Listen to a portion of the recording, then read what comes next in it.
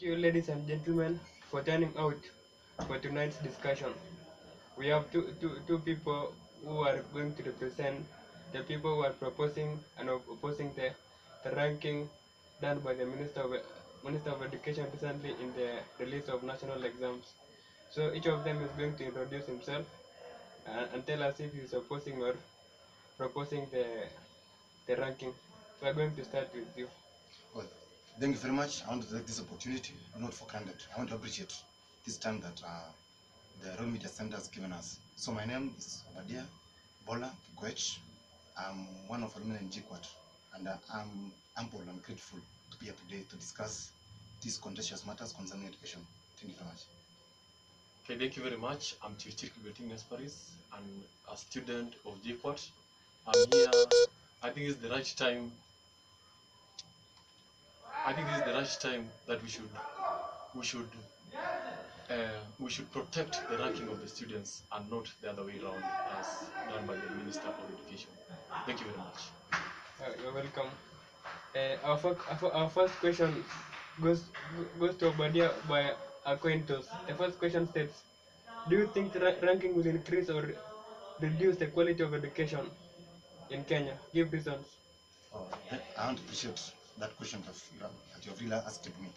You know, by and large, we know that ranking is not only a matter of giving somebody a credit because he passed, but it is actually a mere competition that it doesn't count. But at some point it demoralizes students who are actually from a non-resourceful institution. Because you know in Kenya, people varied.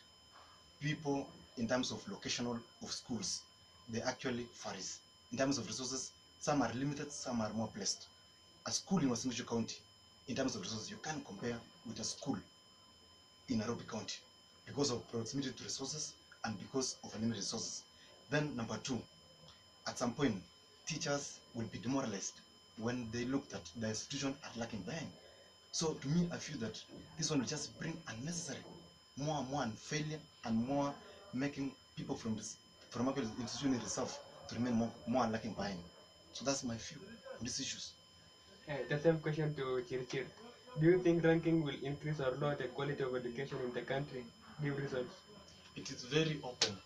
Ranking actually increases the level of education in a country. I was taking this example. Ranking has always been there since way back when education was started. Why should we stop at this time? We've been seeing each and every year the level of the marks of students are increasing. The average, if we compare the average mean of the year 2002, if we take the average mean of now, that's 12 years since 2002, there's an increase. What is the reason? Why are we stopping the rank? Ranking is a very good way. Remember, education is not a war. You know, in war, we should say we should not rank war. Like in 2007, the post-election, it was not ranked because it is useless. But now education is a very useful resource. Why should we stop ranking? Actually, why should we stop? So allow me to tell my learned friend something. That I think if actually you bring some primitive argument on this concept of education, it will not actually bring that sensible and that legitimate way of making things to fix out. Because rank an institution, you know, we are not against rank of institution, but we want if actually we were on the same level, if we were on the same level, all institutions in Kenya, we could actually have agreed. Because there is more demerits in ranking than actually merits. And the most very point which is so crucial in not ranking institution is actually the teachers from those institutions will get demoralized in bringing the students, and even the students themselves in that institution will feel that our institution year in year out is failing. So my argument there is the negative. So Can you give me time? I think you should protect my time because I think it's my time. So now it was my time, so I have to talk. There's order in every argument, my friend. And this guy should know that we are not in an argument, we are in a dialogue. So, and I'm a man of dialogue, and we have to talk. Yeah. So, point of order. I was trying to tell my learned friend, it's out of order to tell us that ranking, it will demoralize students. Ranking doesn't demoralize students.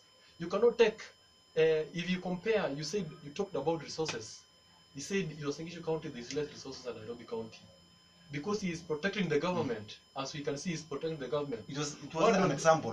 why- An example, but You know, even when it's an example, that's what I'm saying. You give an example, we should get an examples. and that's how and that's the how I'm reality. talking about it. And And the that's, prosecution never, in the last 3 years, it was among the best trains counties in Kenya. So So that- I was, because you have to give because I correct come from examples. Wasingishu County, I was just bringing that comparison very close to us. So, but it is not at least something. okay, let me say Order, this. order.